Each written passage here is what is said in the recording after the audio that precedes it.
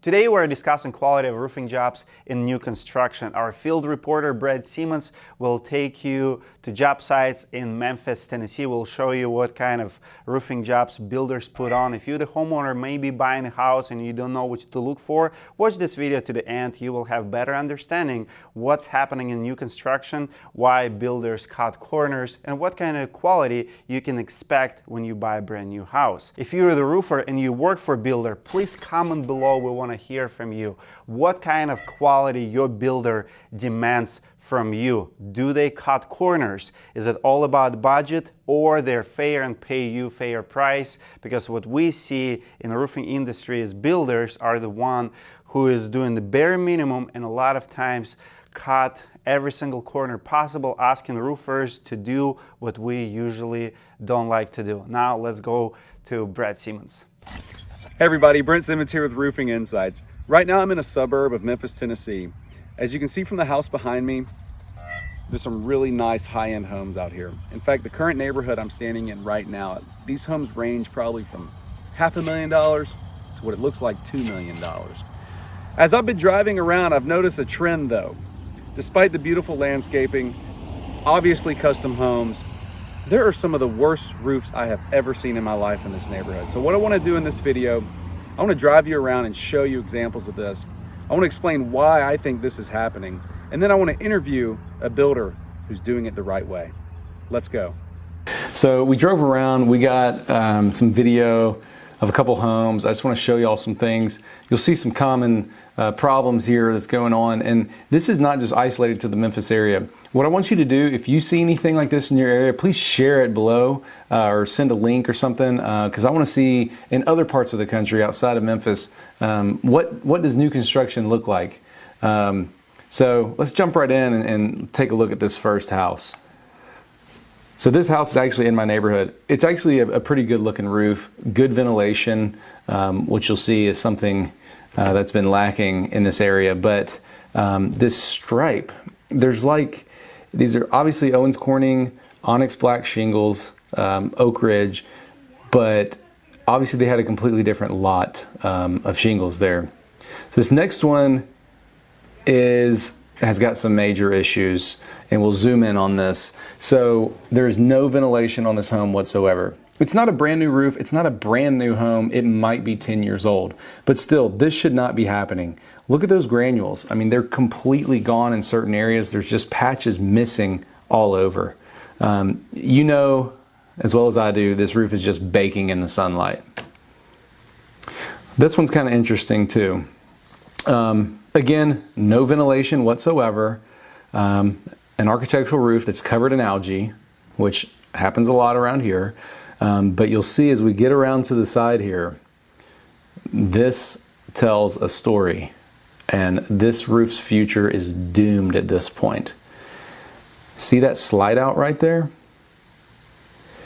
You know this roof is high nailed. They went with the cheapest labor they could possibly find.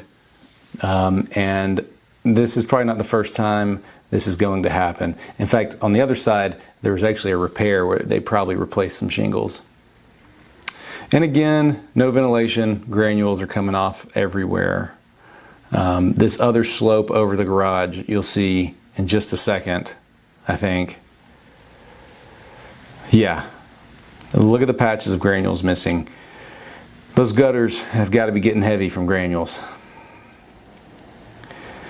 Okay, again, this one's really bad. Not a brand new home, but still new enough to not be having these problems. Slide outs all over the place, right above that gutter there. I mean, that's the most obvious one. That shingle is about to go about 4 courses up, same thing. You follow the valley, all the granules are starting to come off. Those shingles look like they're just slowly inching down. Just a matter of time before, you know, the wind will blow them away. Now this guy cracks me up. Brand new roof, $1 million house, and toe boards nailed through the shingles. There's no jacks there. See, this is the stuff that really ticks me off. All right, this is a new home, less than 5 years old. Take a look at this. The shingles are not the same throughout the house. It looks like an Owens Corning, maybe with some Tamco mixed in. I don't really know, But that's crazy. I mean, I don't know how that passed the final walk around with the buyer of the home, but there's shadow line and then shingles without a shadow line. And it's visible for me. Even on the front of the home, it's kind of hard to see it. There's like a nice stripe of these shadow line shingles. It's, yeah, I mean, to me, that's just like, I don't know. I don't know how you would get this far into the roofing process and not realize what had happened. Like, I would probably pick up on that pretty quickly. Again, I'm not perfect though, so who knows. This little bay window too off to the right, that really sticks out to me. Ugh, come on. We can do better.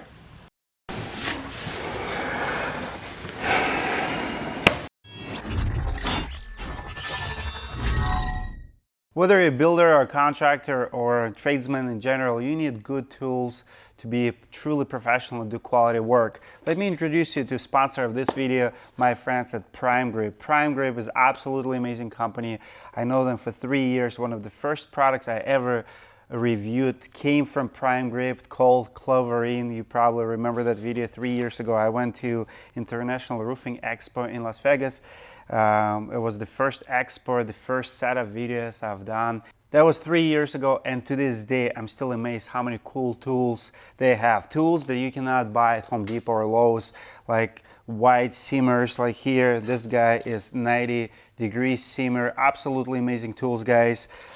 We have amazing relationship with the Prime Grip. Today they are our sponsor of the channel, helps us to make content like this, travel, and to help us to do what we really love doing, creating more content for you. It costs a lot of money to do quality content, quality videos. Just to show you our appreciation, we're gonna pick 3 winners from the comments below. Comment something relevant to this video, to this topic. We want to hear from you. If you work for new construction builders, we want to hear from you. What do you guys think is happening? What kind of trends do you see? Do you see more builders caring about quality, or more builders care about budgets and trying to cut corners? Comment below. We read all our comments. We randomly will pick 3 comments. Also, what tool would you like to get from Prime Grip? I'm going to put a link to their website below, so you can go to their website and see all the line of tools they have. But also I have some knee pads here. These are some advanced knee pads. They're very, very cool. I'll send you brand new ones.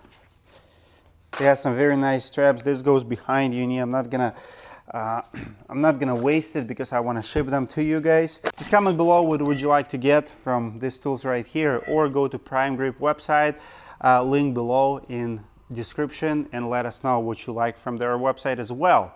Now let's go back and finish the conversation with Brent Simmons. Look, I get it, okay? I don't necessarily blame the roofer for this, and I'm going to tell you why. When you have expensive homes like this, you know, you have somebody's contracted a builder, and they've got $1 million that they've got to play with. They want the most out of that $1 million. They want to come under budget.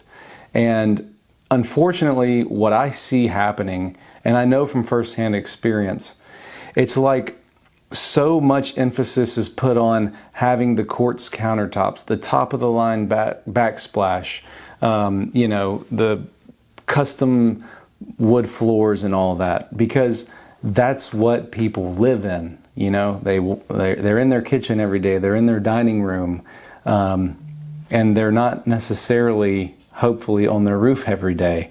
So I've had instances in my business where I'm already lower than I'd like to be. It's not like I have a 50% margin to play with on this, and I get told by the builder that I need to come down. Well, if you're a homeowner watching this, I mean, and you see what's going on with these roofs, I hope you start to value a good roof a little bit more.